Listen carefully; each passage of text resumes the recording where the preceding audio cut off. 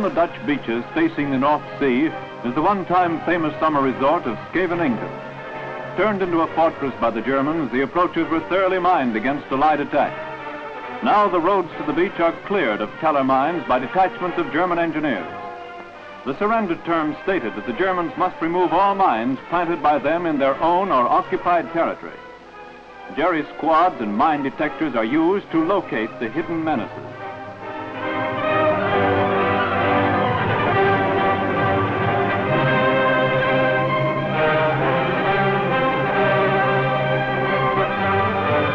Casualties are sustained as the cleaning up process continues. The casualties are German, however, as ironic justice forces the master race to reap the havoc that they themselves have sown.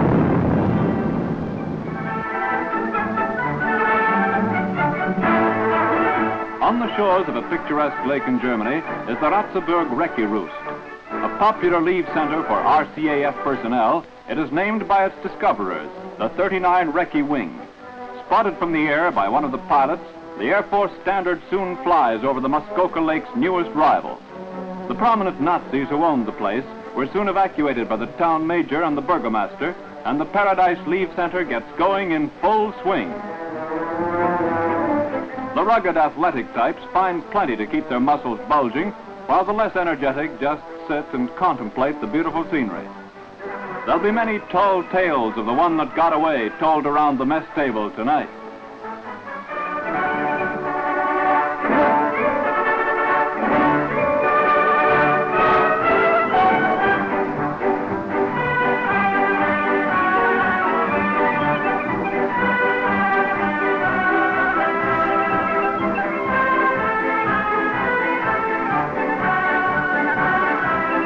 With the tough jobs over Germany well and thoroughly completed, the Skymen relax as they await the next move. A good substitute for Banff, the Laurentians, or Lake of Bays is provided by the summer home in the heart of Naziland, the Ratzeburg Recce Roost.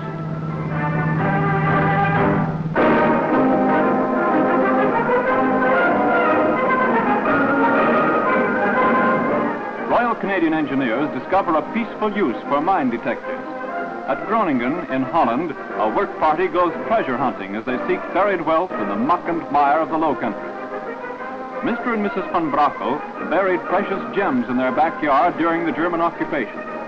Now the mine detectors search through the flooded morass to locate a little cold cream jar in which is packed the hidden jewelry. Finally, it is discovered, much to the delight of the Dutch couple.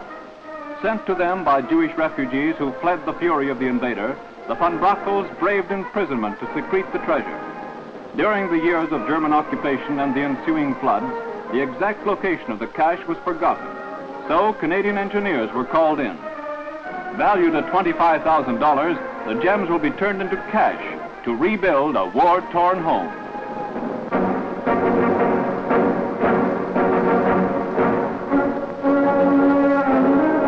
Friendly Hollanders arrive at a Canadian cemetery in Bergen, Holland, to take part in its dedication.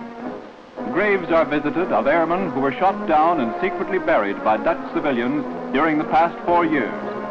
Units of the 1st Canadian Agra parade to the special memorial service, which is conducted by Padre Honorary Captain William Hall of London, Ontario. For many of the fighting men who lie beneath the crosses, the ceremony marks the first burial service to be conducted over their remains. Due to the secrecy of the burial plot, it was not possible to observe the last rites before. The Germans finally discovered the plot, but allowed crosses to be erected. Now the fallen heroes receive tribute from Canadian countrymen.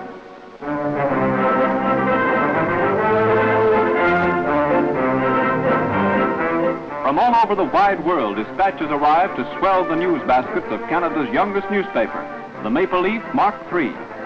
The first Maple Leaf, of, by, and for the Canadian Active Army, saw the light of day in Italy shortly after the invasion. When D-Day rolled around and Caen was overrun, the Maple Leaf Mark II commenced publication in the battered town. And now the London edition goes to press. It is different to its brother sheets, inasmuch as it is printed as a daily paper for the 3 services. All editorial work is done by men of the forces. Their copy is passed to the civilian staff of the Evening Standard for publishing. News stories of interest to all Canadian servicemen and women are lined up ready for the presses.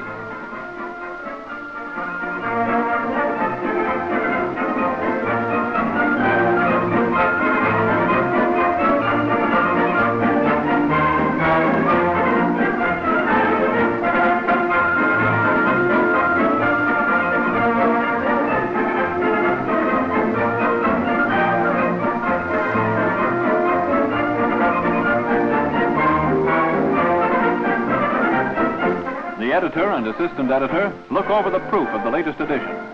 After they have given their approval to the makeup, the mighty presses commence to roll. Approximately 45,000 copies are struck off daily.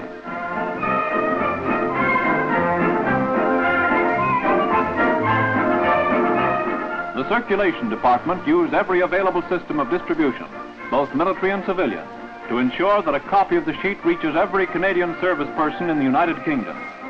Thus, the Canadian point of view is brought to Johnny Canuck with his spam and coffee every day, thanks to the hard-working staff of the Maple Leaf Mark III.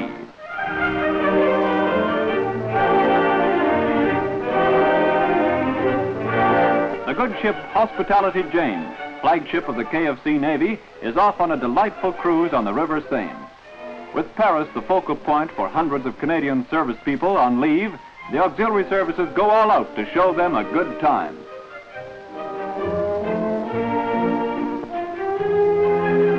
With pretty hostesses and good food provided to while away the time, and the fare only 50 francs, the trip gets a great play from the service sightseers.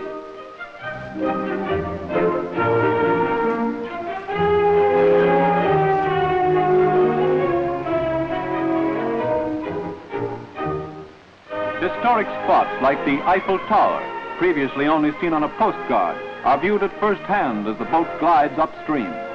The glorious pile that is Notre Dame recalls other great cathedrals blasted by relentless war. The Hospitality Jane, on her maiden voyage under her new owners, provides another link in the chain of hospitality offered to Canadians on leave by their friends of the auxiliary services.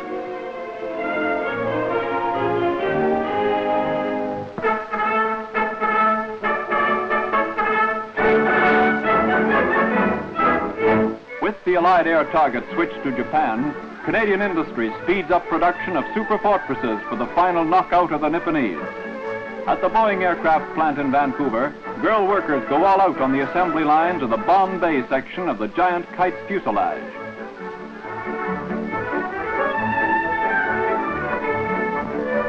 As the men put the plating into position, a champion girl riveter drives another spike into the coffin of the Japanese warlords.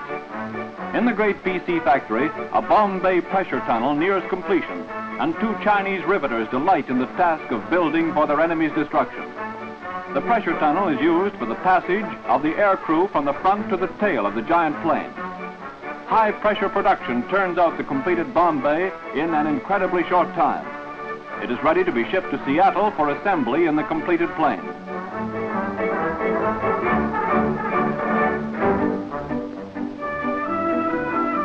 At a Canadian airfield, the workers are given a chance of viewing with pride the completed article into which they have put so many hours of sweat and toil. Planes for the United States Army Air Corps, partially built by Canadian workers, is just another example of United Nations teamwork.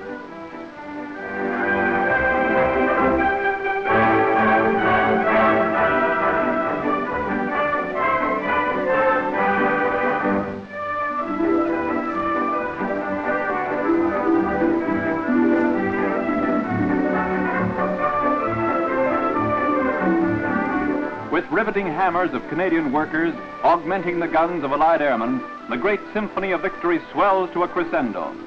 Soon the hail of death from mighty planes will, in fiery phrases, write the knee to the history of the last aggressor, the empire that was Japan.